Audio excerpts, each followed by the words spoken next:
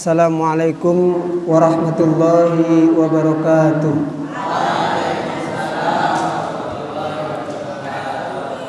Alhamdulillahi wa kafa, wassalatu wassalamu ala nabiyyinal mustafa wa ala alihi wa ashabihi ahli sidqi wal wafa. Amma ba'd. Allahumma anfa'na bima 'allamtana wa 'allimna ma yanfa'una warzuqna ilman wa tuqan wa salahan ya rabbal alamin. Hadirin yang dirahmati oleh Allah Subhanahu wa taala, hari ini jumlah umat manusia kita total kurang lebih hampir 8 miliar. Dari sekian banyak itu 1,9 miliar muslim, 90%-nya Sunni, sisanya Syiah, minoritas. Yang Sunni sendiri di Indonesia banyak ragamnya. Ada Islam versi Muhammadiyah, ada Islam versi NU, ada Islam versi Hidayatullah, ada Islam versi Salafi. Semuanya meyakini dan mengakui bahwa Islamnya adalah Islam yang benar. Yang Muhammadiyah yakin inilah Islam yang benar sesuai dengan Rasulullah SAW. Yang NU juga tidak kalah yakinnya. Ini Islam yang sesuai dengan ahlu sunnah wal jamaah. Bahkan yang Syiah pun meyakini bahwa Islamnya adalah yang paling benar. Maka hadirin yang dirahmati Allah Subhanahu wa taala, lantas bagaimana kita menyikapi perbedaan yang ada di kalangan kaum muslimin? Kenapa umat Islam berbeda-beda? Padahal sumbernya satu. Semuanya mengaku landasannya Al-Quran dan As-Sunnah. Landasan hukumnya satu, yaitu Quran dan Sunnah sepakat, tetapi pengamalannya berbeda. Satu contoh misalnya hari ini kita berada di bulan Maulid. Sebagian besar kaum muslimin bergembira merayakan Maulid Nabi. Sebagian kecil ada yang meyakini bahwa perayaan Maulid Nabi adalah bid'ah. Nah, ini bagaimana kok bisa terjadi seperti ini? Maka hadirin yang dirahmati Allah Subhanahu wa taala, Allah Subhanahu wa taala berfirman, "Wa min ayatihi khalqus samawati wal ard wa ikhtilafu alsinatikum wa alwanikum." Allah telah menciptakan kita berbeda-beda. Bukan hanya penciptaannya saja yang berbeda, bahkan perbedaan itu sudah dinaskan oleh Allah Subhanahu wa taala. Di dalam surat Hud, surat yang ke-11, Allah Subhanahu wa taala berfirman, "Walau syaa rabbuka laja'alan nasa ummatan wahidah wa la yazaluna mukhtalifin." Kalau Allah berkehendak, Allah akan menjadikan kita manusia semuanya ummatan wahidah. Sekali lagi, kalau Allah berkehendak, maka Allah akan jadikan semua manusia yang hampir 8 miliar itu satu, muslim semua. Tidak ada Muhammadiyah, tidak ada NU, tidak ada Salafi, tidak ada Muhammad, tidak ada PKS, semuanya satu. Tetapi kenyataannya tidak. Wala yazaluna mukhtalifin. Selamanya mereka akan berbeda-beda. Sudah dinaskan oleh Allah Subhanahu wa taala di dalam surat Hud. Oleh karenanya hadirin yang dirahmati Allah Subhanahu wa taala, sebelumnya mungkin kita perlu memahami dulu ikhtilaf itu apa. Jadi secara sederhananya ikhtilaf itu adalah perbedaan. Kita kaum muslimin yang tadi sudah saya sebutkan dalam kotak-kotak sekian banyak, semua punya tujuan yang sama. Tujuannya sama tetapi jalannya berbeda. Ini ikhtilaf. Yang Muhammadiyah yang ingin mengamalkan Islam yang murni, yang nu pun demikian, semuanya ta'abbud kepada Allah. Tujuannya kepada Allah Subhanahu wa taala. Tetapi dalam perjalanannya ada sedikit perbedaan. Ini ikhtilaf. Tujuannya sama, tapi jalannya agak sedikit berbeda. Itu ikhtilaf. Jadi lebih pasnya kita terjemahkan dengan perbedaan, bukan perselisihan. Kenapa perselisihan itu ada? Yang pertama tadi sudah saya sebutkan, sudah dinaskan oleh Allah Subhanahu wa taala. Sunnah Rabbaniyah. Jadi perbedaan itu yang pertama sebabnya karena memang sudah dinaskan, sudah sunnah, sudah ketetapan Allah Subhanahu wa taala. Kemudian diperkuat lagi dengan ayat yang cukup masyhur, ya ayyuhan nasu inna khalaqnakum min dzakarin wa untha wa ja'alnakum syu'uban wa qabaila. Wahai manusia, kami telah ciptakan engkau dengan kelamin laki-laki dan perempuan. Wa syu'uban wa qabaila, dan kami jadikan kalian berbangsa dan bersuku-suku. Kalau mau kita perluas berarti berkelompok-kelompok itu banyak macamnya. Ya, berorganisasi yang berbeda. Ya, itu juga bagian dari sudah nas. Apa tujuan Allah Subhanahu wa taala menciptakan kita berbeda-beda tadi? Lita'arafu. Ingat, ini kata kuncinya. Perbedaan itu Allah menginginkan kita lita'arafu. Ta'aruf. Apa ta'aruf? Berkenalan. Tak kenal maka ta'aruf. Ini enggak kenal lo kenalan. Nah, setelah ta'aruf,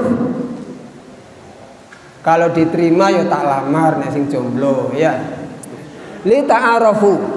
Jadi adanya orang Indonesia dengan Malaysia itu suruh kenalan budayanya bagaimana. Yang Muhammadiyah kok begini, yang itu begitu, bagaimana ini kenalan.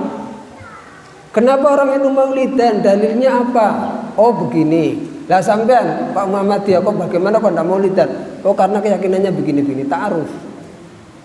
Kalau masing-masing sudah saling kenalan, saling diskusi, cangkruk bareng, maka yang terakhir, inna akramakum indallahi atqakum. Yang paling mulia di sisi Allah itu yang paling takwa.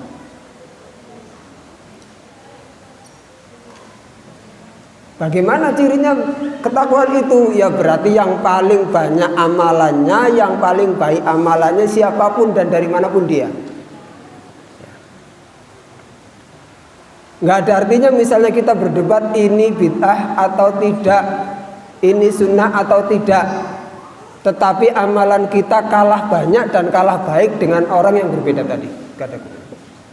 Atau dengan kesombongan kita mengatakan nahnu, atau kita meyakini kita lah yang ahli surga, yang sana ahlu nar misalnya. Nggak seperti itu, bukan takwa.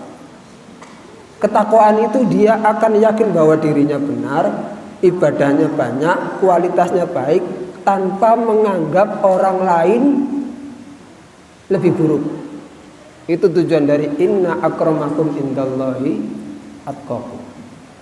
Kemudian sebab yang kedua, hadirin yang dirahmati oleh Allah Subhanahu wa taala, dari kenapa terjadi khilaf atau ikhtilaf, perselisihan dalam hal apapun, wabil khusus dalam permasalahan agama,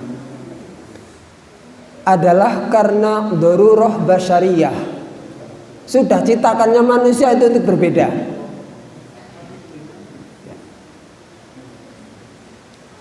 Kita ini sudah dicetak memang berbeda. Tadi sunnah robbaniyahnya iya, kita pun demikian.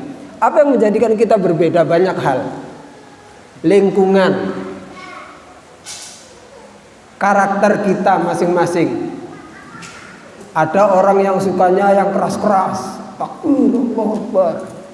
Ada yang sukanya damai. Ini karakter orang. Orang dengan kehidupan agraris, petani, berbeda dengan orang yang latar belakang kehidupannya nelayan atau masyarakat industri.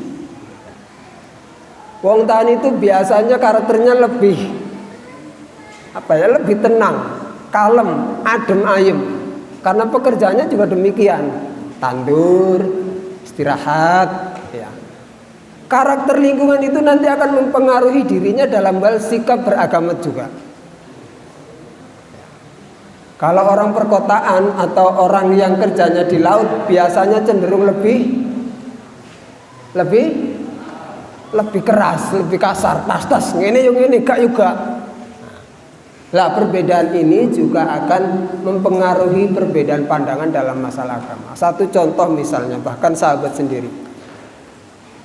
Suatu saat setelah perang Badar, Rasulullah SAW mengajak bermusyawarah dengan para sahabat. Ini ada 70 tawanan. Diapakno iki? Kita apakan dia? Umar bin Khattab sebagai sahabat yang pokoknya syiddah kuat, bunuh. Kata Umar bin Khattab, bunuh. Berikan kerabat saya kepada saya, berikan anaknya Abu Bakar kepada Abu Bakar, berikan saudaranya Ali kepada Ali. Masing-masing memenggal saudaranya sendiri-sendiri. Itu Umar bin Khattab. Besoknya lagi Rasul datang mempertanyakan hal yang sama, yang jawab Umar lagi, pateni. Daripada nanti mereka akan kembali memerangi kita. Rasul meninggalkan, kembali lagi. Besoknya lagi akhirnya Abu Bakar usul. Abu Bakar ini kita tahu orangnya lemah lembut. Karena memang beliau kaya iya, kemudian kehidupannya banyak bersinggungan dengan mustad'afin. Sedangkan Umar bin Khattab besarnya itu dulu lebih banyak diwadi untuk mengembala ternak bapaknya. Abu Bakar ini orangnya terkenal lemah lembut. Wahai Rasul, menurut saya dibebaskan saja. Kita ambil tebusan. Lumayan kita ini lagi belum mapan juga secara ekonomi. Akhirnya Rasulullah cenderung kepada pendapat Abu Bakar As-Siddiq radhiyallahu anhu. Maka 70 tawanan perang Badar tidak jadi dibunuh. Mereka menebus, yang punya uang bayar tebusan pakai uang, yang nggak punya uang mengajarkan anak-anak Madinah baca tulis. Esok harinya, hadirin yang dirahmati Allah Subhanahu wa taala, Rasulullah dan Abu Bakar nangis. Umar datang. Lho lha apa sampean-sampean iki nangis? Ternyata turun firman Allah Subhanahu wa taala yang menegur keputusan itu. Maka nali nabiyyin ayyakuna lahu asra hatta yuskhina fil ard. Turiduna aradud dunya wallahu yuridul akhirah. Tidak layak bagi seorang nabi memiliki tawanan hatta yuskhina fil ard, sampai dia kuat posisinya. Jadi keputusan Rasul mengikuti pendapatnya Abu Bakar ditegur oleh Allah Subhanahu wa taala. Ini contoh perbedaan pandangan diakibatkan perbedaan ciptaan manusia. Bagi para santri mungkin bisa mengetahui ya. Oh, Ustadz ini kayaknya rahim, lemah lembut, bahkan cenderung lalai gitu. Yang Ustadz ini ngeri, bahaya. Atau mungkin bapak ibu, kadang-kadang ibu keras kepada anaknya, bapak cenderung cuek. Bahkan pernah saya dalam sebuah majelis bertanya kepada hadirin, biasanya yang paling sabar bapak-bapak atau ibu-ibu? Rata-rata jawabannya waktu itu bapak-bapak, sing paling sabar jare bapak-bapak. Kemudian saat tengah, iya memang biasanya sing sabar bapak-bapak. Ibu sedikit-sedikit ngomel. Kenapa bapak-bapak lebih sabar? Karena bapak-bapak tidak pernah ngurusi anak. Jadi sawangannya bapak lebih sabar, bukan lebih sabar ya. Tapi tabiat laki-laki yang tadi gak patek, ngagas, cuekan, sehingga sikapnya berbeda. Maka dalam beragama pun demikian.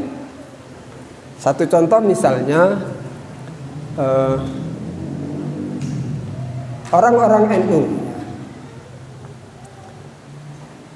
dari para alim dan rakyatnya, orang ini tuh cenderung sembarang kali disikapi dengan slow. Ngene, nek iso ya ngene, sanggup dilakoni, gak sanggup ditinggal ngopi nih jare santri. Itu contoh apa ya, karakter. Sampean bisa dapati.